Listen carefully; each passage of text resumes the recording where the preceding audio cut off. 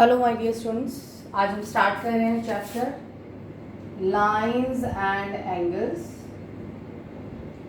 बहुत ही interesting chapter है geometry का, बहुत ही ज़्यादा इंटरेस्टिंग और आपको इजी भी लगेगा क्योंकि आप थोड़ा सा लोअर क्लासेस में इन प्रॉपर्टीज़ को पढ़ चुके हो। देखो बेटा, सबसे पहली जो प्रॉपर्टी हमें ध्यान रखनी है वो क्या है? Angle sum property. एक ट्राइंगल के तीनों एंगल्स का सम क्या होता है? 180 डिग्री। तो इस प्रॉपर्टी को आप क्या बोलते हो? Angle sum property. And sum of all angles in this triangle is equal to 180 degree, right? So this is the first property. Property number 2, if AB is a straight line and CD intersects AB at D, then angle 1 plus angle 2 is equal to 180 degree linear pair. Correct? Linear pair इस property को क्या बोलते हैं हम? Linear pair means sum of two angles on a straight line is 180 degree, right? Third property, this is a line AB and as you can see we have two rays आपको clear होना चाहिए, एक fixed and और एक endless, P और ये हो गया Q और ये हो गया C. Now as you can see three angles here, angle 1 plus angle 2 plus angle 3, right? So sum of angle 1 plus angle 2 and angle 3 is 180 degree. And which property it is? It is not linear pair, it is straight angle property, right? Straight angle property. Clear? ये property कौन सी है आपकी? Straight angle property. ये आपने differentiate कर लीजिए, अगर two angles का सम है तो वो 180 डिग्री और अगर ज्यादा एंगल्स का सम है तो वो क्या होगी बेटा? Straight angle property. Clear? Next property अब हम डिस्कस कर रहे हैं। If two lines intersect each other at a point O, let this point be represented by O, then angle 1 is equal to angle 2 and these angles are known as vertically opposite angles, correct? These angles are known as vertically opposite angles. So angle 1 is equal to angle 2 and angle 3 is equal to angle 4. अब ध्यान से देखो तो cross बना हुआ है, cross के across, right? तो angle 1 is equal to 2 and angle 3 is equal to angle 4, vertically opposite angles. Clear? Now next property is vertically opposite angles. तो आपको क्लियर हो गया हो। Next property is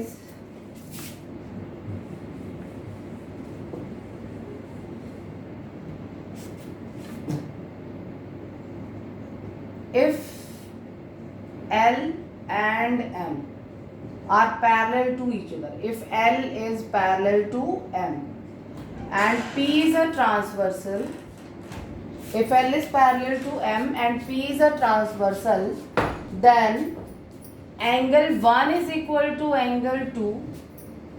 These angles are known as alternate interior angles and angle 3 is equal to angle 4. Angle 1 देखो Z बना रहा ना, ये angle 1 is equal to angle 2 and angle 3 चाहिए Z उल्टा बने चाहे सीधा, angle 3 is equal to angle 4. In angles को हम क्या बोलेंगे? Alternate interior angles. ये आप लोअर क्लासेस में भी प्रॉपर्टी पढ़ चुके। Alternate interior angles, correct? तो अब हमने प्रॉपर्टी सीखी, आपने देखा Z बन रहा है, चाहे उल्टा Z भी बनेगा तो भी ये प्रॉपर्टी क्या होगी? Alternate interior. लेकिन जो इंपॉर्टेंट कंडीशन है वो आपने ये याद रखनी है कि अगर आपकी दो लाइंस पैरेलल हो तभी ये कंडीशन अप्लाई होगी, अदरवाइज नहीं। फिर रिपीट कर रही हूँ, अगर लाइंस पैरेलल होंगी only then alternate interior angle property is applicable, otherwise not। इसका रेसिप्रोकल क्या होता है बेटे कि अगर ये एंगल्स आपको कहीं इक्वल गिवन है, मान लीजिए आपको कहीं गिवन है कि भी ये इक्वल है इसके, तो by converse of alternate interior angle L is parallel to M। मतलब इसका उल्टा भी आपसे पूछा जा सकता है कि अगर ऑल्टरनेट एंगल्स अगर इक्वल हैं तो लाइंस पैरेलल होंगी, अगर लाइंस पैरेलल हैं तो ऑल्टरनेट एंगल्स क्या होंगे, इक्वल। करेक्ट। अब एक और प्रॉपर्टी जो आपने भी पढ़ी हुई है वो कौन सी है, कॉरेस्पॉन्डिंग एंगल्स। तो कॉरेस्पॉन्डिंग एंगल्स में आप क्या, आपको याद होगा उसके लिए भी आपको पैरेलल लाइंस जरूरी होती हैं, है ना। तो देखो P is parallel to Q and R is a transversal, then angle 1 is equal to angle 2 on the same side, है ना, on the same side, ये एंगल छोड़कर सेम साइड पर। तो angle 1 is equal to angle 2 and angle 3 is equal to angle 4। तो angle 1 किसके equal आ गया बेटे, 2 के, और एंगल 3 किसके इक्वल आ गया, एंगल 4 के। ध्यान से देखो फिगर को, 1 is equal to 2 and 3 is equal to 4। कौन से एंगल्स आएंगे, कॉरेस्पॉन्डिंग एंगल्स। इन एंगल्स को आप क्या बोलते हो, कॉरेस्पॉन्डिंग एंगल्स। एंगल्स की आइडेंटिफिकेशन होना बहुत ज्यादा जरूरी है। अब इसका रेसिप्रोकल क्या होगा बेटे कि अगर एंगल्स इक्वल हैं, अगर मान लो किसी क्वेश्चन में आपको एंगल्स इक्वल दे दिए तो लाइंस क्या हो जाएंगी, पैरेलल। किस प्रॉपर्टी से, कन्वर्स ऑफ कॉरेस्पॉन्डिंग एंगल्स। ठीक है, मतलब जहां आपको एंगल्स इक्वल करने हैं तो आपने प्रॉपर्टी लगानी है कॉरेस्पॉन्डिंग एंगल्स, लेकिन अगर एंगल्स इक्वल हैं और लाइंस पैरेलल निकालनी है तो आपने लिखना है कन्वर्स ऑफ कॉरेस्पॉन्डिंग एंगल्स। ठीक है, अब एक और प्रॉपर्टी आपके सामने,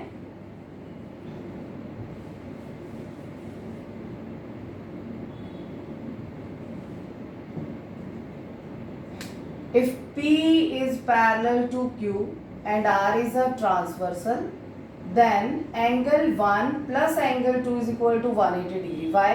If P is parallel to Q, this condition is mandatory.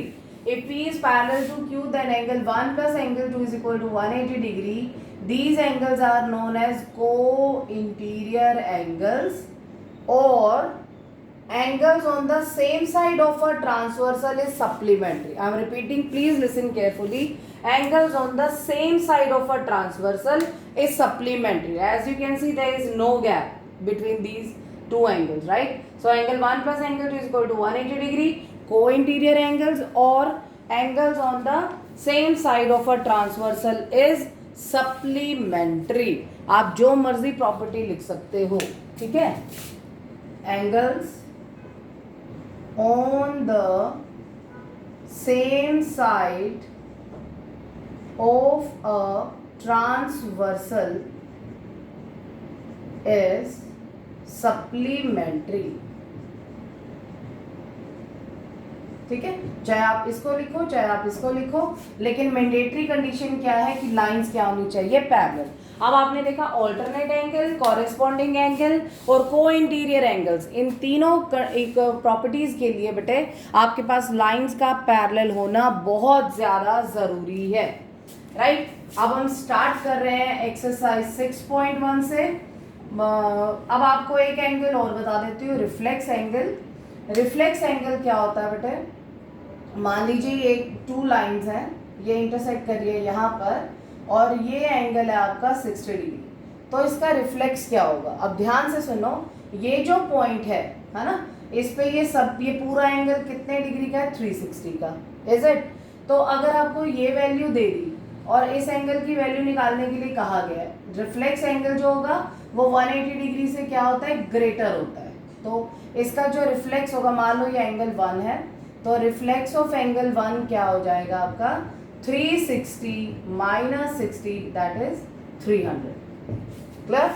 तो बहुत ही इंटरेस्टिंग चैप्टर है, बहुत ही ध्यान से आपने देखना है। मुझे लग रहा है कि आप इस चैप्टर को बड़ा अच्छे से समझोगे। Exercise 6.1 question number 1, first question में आपको क्या गिवन है, फर्स्ट क्वेश्चन और एक फिगर गिवन है आपको, AOB इज अ लाइन, और प्लीज़ अपनी जो फिगर्स हैं उसको खुद ड्रॉ करने की कोशिश करें, क्योंकि एग्जाम में कोई ज़रूरी नहीं है कि आपकी फिगर आपको गिवन ही होगी। अब हम इसे ट्राई करते हैं बनाने की। Lines AB and CD intersect at O, CD intersect at O।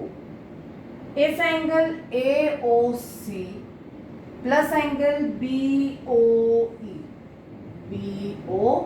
BOE यानी ये वाला is equal to 70 degree. Angle AOC plus angle BOE is equal to 70 degree and angle BOD is equal to 40 degree. Angle BOD यानी ये वाला angle is equal to 40 degree, is equal to 40 degree. Then find angle BOE, BOE एक तो आपको ये निकालना है, and angle reflex angle COE, COE मतलब पहले आप COE निकालोगे और फिर उसके बाद उसका रिफ्लेक्स फाइंड करोगे। अब बहुत ध्यान से समझना बेटे, देखो आपने देखा कि यहाँ पर एक क्रॉस है, ये क्रॉस, देखो ध्यान से, और ये आपको क्रॉस नजर आ गया, क्लियर? तो अगर बेटे ये एंगल 40 डिग्री है तो ये जो एंगल 1 होगा ये भी कितना होगा, 40 डिग्री। ये आपको क्रॉस से पता लग गया कि ये कौन सा एंगल बन रहा है, वर्टिकली ऑपोजिट एंगल। तो इसको हमने रिप्रेजेंट कर लिया 2 से और इसको 1 से। तो आप लिखोगे angle 1 is equal to angle 2 is equal to 40 degree, और यहाँ प्रॉपर्टी कौन सी जाएगी, वर्टिकली ऑपोजिट एंगल्स, क्लियर? तो एंगल 1 आ गया आपका 40 डिग्री। बहुत स्टेप बाय स्टेप चलेंगे हम, यानी इसकी जो वैल्यू है वो कितनी आ गई आपकी, 40 डिग्री। अब आप इसकी वैल्यू इजीली फाइंड कर सकते हो। तब आप क्या लिखोगे, एंगल AOC की जगह क्या लिखोगे, 40 degree plus angle BOE is equal to 70 degree. यहाँ आप ये ज़रूर लिखोगे गिवन, क्योंकि इन चीज़ों के हाफ मार्क डिडक्ट हो जाते हैं। तो एंगल BOE की वैल्यू बेटे क्या आ जाएगी, 70, अब ये प्लस 40 है, तो जब राइट पे जाएगा तो क्या हो जाएगा, -40। तो एंगल BOE की वैल्यू कितनी आ गई आपकी, 30, क्लियर? अब आपका एंगल BOE जो है वो कितना आ गया, 30। अब आप इस एंगल की वैल्यू निकाल सकते हो कि नहीं, इसको मान लो एंगल 3 और इसको मान लो 4, ठीक है? ये अपनी मर्जी से आप ले सकते हो, कोई चक्कर नहीं है कि 1 यही लेना, 2 यही लेना, 3 4, आप अपने कन्वीनियंस के हिसाब से देख सकते हो। अब क्या हुआ बेटे, आपने देखा तो ये एक स्ट्रेट लाइन आपको नजर आ रही होगी, और अगर ये एक स्ट्रेट लाइन है तो आपको ये पता है कि ये कितने एंगल्स हैं, 3, इन 3 का सम कितना होगा, 180 डिग्री। बट ये प्रॉपर्टी कौन सी होगी, ये प्रॉपर्टी होगी आपकी स्ट्रेट एंगल प्रॉपर्टी। ये प्रॉपर्टी कौन सी होगी आपकी, स्ट्रेट, क्योंकि एंगल जो है वो 2 से ज्यादा है, स्ट्रेट एंगल प्रॉपर्टी, करेक्ट? अब एंगल 1 की वैल्यू कितनी है, 40, एंगल 3 की आपको फाइंड करनी है, एंगल 4 कितना है आपका, 30 इज इक्वल टू 180। तो एंगल 3 की जो वैल्यू है वो कितनी आ गई आपके पास, एंगल 3 की वैल्यू आ गई, देखो 40 प्लस 30 70, तो उधर जाकर क्या हो जाएगा, 180 minus 70 that is 110, correct? Angle 3 आ गया आपका 110। लेकिन आपको तो इसका रिफ्लेक्स निकालना है, और मैंने आपको अभी बताया था कि ये एंगल और बाकी जो एंगल है वो कितना बनाता है बेटे, पूरा एंगल इस पॉइंट पे 360 डिग्री है।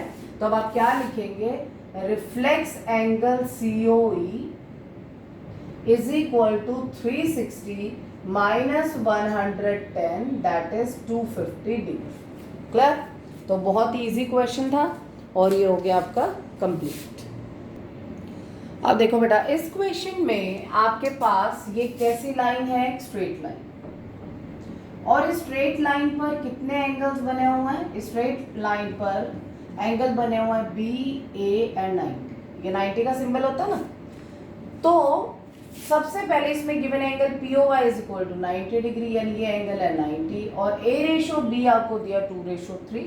तो सबसे पहले आप क्या लिखोगे, let A is equal to 2x and B is equal to 3x। ये तो आपको पता ही है कि जब भी रेशो गिवन होगी तो हम इस तरह से 2 एंगल्स फाइंड करेंगे। अब देखो बेटा, क्योंकि ये स्ट्रेट लाइन है तो इस पे इन तीनों एंगल्स का जो सम है वो कितना होगा, 180 डिग्री। कितना होगा, 180 डिग्री। प्रॉपर्टी आपको पता ही है, क्योंकि ये एंगल 2 से ज्यादा है तो ये प्रॉपर्टी कौन सी हो जाती है, स्ट्रेट एंगल प्रॉपर्टी। कौन सी प्रॉपर्टी है, ये एंगल का साइन है और मैं लिख रही हूँ प्रॉपर्टी, स्ट्रेट एंगल प्रॉपर्टी। अब b की वैल्यू कितनी है बेटे, 3x, a की 2x प्लस 90। अब ये जो प्लस 90 है राइट पे जाएगा तो साइन चेंज हो जाएगा, यानी 180 minus 90, 5x is equal to 90। तो x की वैल्यू कितनी आ गई, 90/5, that is 18।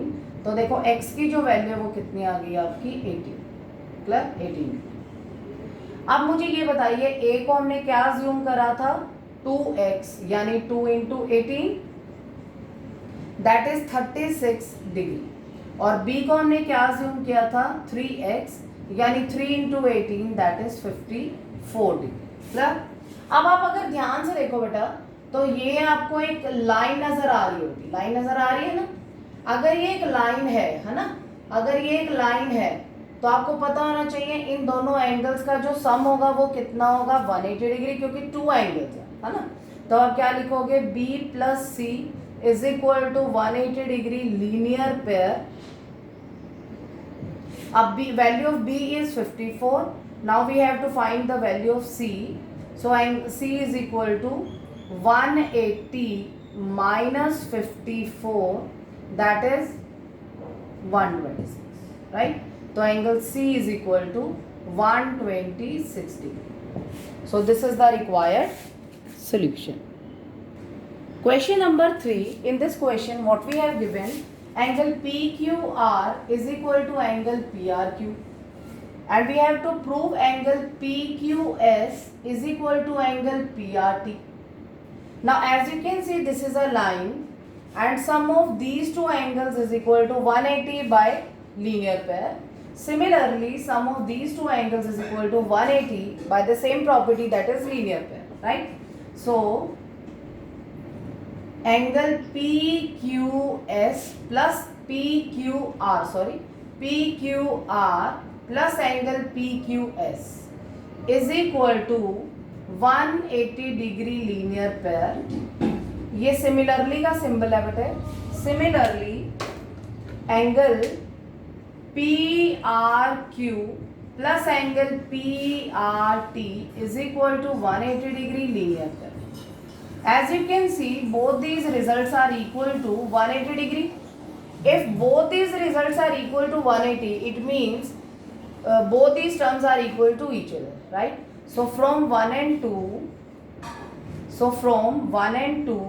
angle PQR plus angle PQS is equal to angle PRQ plus angle PRT. Now what we have given, label this equation as 3. Now what we have given, angle PQR is equal to angle PRQ. यहाँ पर given जरूर लिखना है आपने. Now from third, और देखो from third, PQR किसके equal है, PRQ के. तो अगर PQR PRQ के इक्वल है तो मैं ये वैल्यू यहाँ सब्सटीट्यूट कर दूँ. Angle PRQ plus angle PQS is equal to angle PRQ plus angle PRT. आपने एक वैल्यू चेंज करनी है, मैंने कर दी, ये कैंसिल हो गया. तो आपका जो रिजल्ट है वो क्या आ गया, angle PQS is equal to angle PRT. और यहाँ पर आप क्या लिखोगे, हैंस प्रूव्ड. करेक्ट, ये हो गया आपका result. Clear. Next question, question number 4. In this question what we have given, x plus y is equal to z plus w. To prove AOB is a line. अगर आपको ये prove करना है कि AOB is a line, तो आपको ये prove करना है कि इस लाइन पर जितने भी एंगल्स बने होंगे उन सब का जो सम है वो कितना होगा 180 डिग्री। अगर आप ये प्रूव कर दोगे कि AOB पे जितने एंगल्स बने हुए हैं अगर वो 180 डिग्री हैं तो वो क्या प्रूव हो जाएगी, एक स्ट्रेट लाइन। ठीक है, अब देखो प्रूफ। अब ध्यान से सुनो बेटे, अगर ये पॉइंट है हमारा तो इस पॉइंट पे सभी एंगल्स का सम कितना होता है 360। इस प्रॉपर्टी को हम बोलते हैं कंप्लीट एंगल प्रॉपर्टी। क्या बोलते हो आप, complete angle property, complete angle property. Now in this question what we have given, इसका नंबर डाल दिया आपने 1, x plus y is equal to z plus w, ये क्या है आपको गिवन। तो फ्रॉम 1 x प्लस वाई की वैल्यू है z प्लस w, चाहे आप z प्लस w लिख दो, चाहे x प्लस वाई, चाहे z प्लस w की जगह x प्लस वाई लिख दो। तो x plus y plus x plus y is equal to 360। तो ये क्या बन जाएगा, twice of x plus twice of y is equal to 360। 2 common लिया आपने, x plus y is equal to 360, x plus y is equal to 360 upon 2 that is 180 degree. Now as you can see in this figure x plus ये वाला जो line है इस पे x और y का जो वो एक ही लाइन पे आ रहे हैं और उन दोनों का सम हमने क्या प्रूव कर दिया 180। तो आप क्या लिखोगे, therefore AOB is a line. अब मैं एक लाइन डिक्टेट करा रही हूँ, आप नोट डाउन कर रहे हैं, as sum of two angles on this line is 180 degree, so AOB is a line. ठीक है, as sum of these two angles is 180 degree, therefore AOB is a line. So this is all for today.